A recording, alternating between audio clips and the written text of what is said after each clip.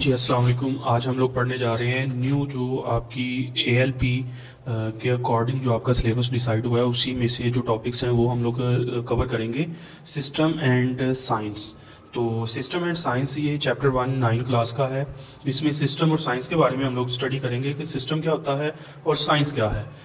Knowledge is our understanding. इसमें पहला word है अंडरस्टैंडिंग ऑफ वेरियस सिस्टम्स। बहुत ज़्यादा सिस्टम्स के बारे में जानना इन द यूनिवर्स। यूनिवर्स के अंदर मौजूद हर एक जो मुख्तलिफ सिस्टम्स पाए जाते हैं उनके बारे में जानना।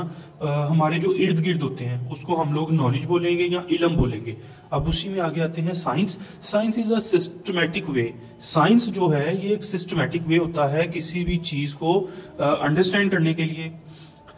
टू वैलिडेट दिस अंडरस्टैंडिंग, उस किसी भी सिस्टम को अंडरस्टैंड करना जो है वो हमारी साइंसेस हमारी सेंसेस के बेस के ऊपर होगा और सेंस से ही वर्ड जो है वो साइंस बना है।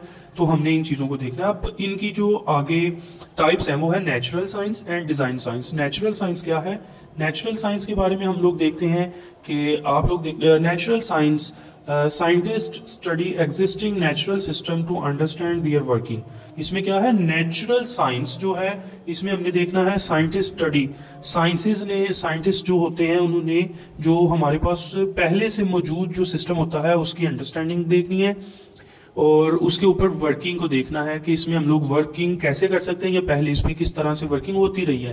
क्योंकि ये नेचुरल सिस्टम के अकॉर्डिंग ही जो सिस्टम चलता है वो हमारे पास नेचुरल साइंस होगी। नेचर के अंदर पाए जाने वाले जो भी फीचर्स होंगे, जो भी मतलब प्लांट होगा या आप समझ लें सोलर सिस्टम होगा, these are the natural sciences. और या फिर इसमें हम लोग फिजिक्स देखते हैं, हम लोग केमिस्ट्री देखते हैं, हम लोग साइकोलॉजी देखते हैं। डाइजेस्टिव सिस्टम है बायोलॉजिकली अगर देखें तो वो भी हमारा मतलब हमारा खाना खाने के बाद का जो सिस्टम होता है वो खाना कैसे हजम होता है, this is a natural process. तो जो ये नेचुरल प्रोसेस होता है इसको हमने नेचुरल साइंस में स्टडी करना है। आगे है डिजाइन साइंस।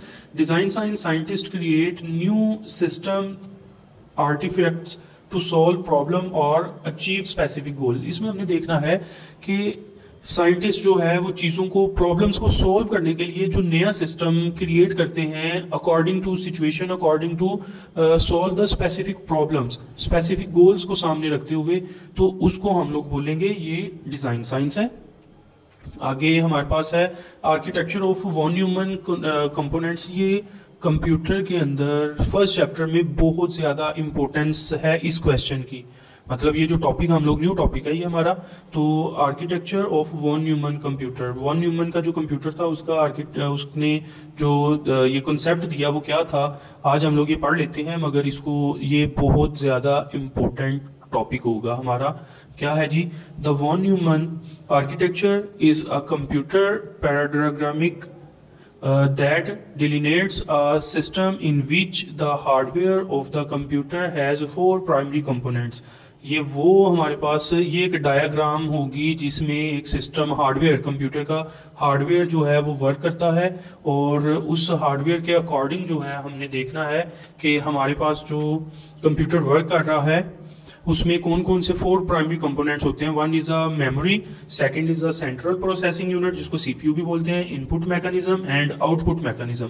तो इसको हमने ये सारे का सारा सिस्टम जिसमें ये चारों कंपोनेंट्स मिलके मेमोरी, सीपीयू, इनपुट और आउटपुट चारों सिस्टम्स मिलके काम करते हैं, वो जॉन वॉन न्यूमन का एक सिस्टम बन जाता है जिसको हम लोग जॉन वॉन न्यूमन मॉडल भी बोलते हैं।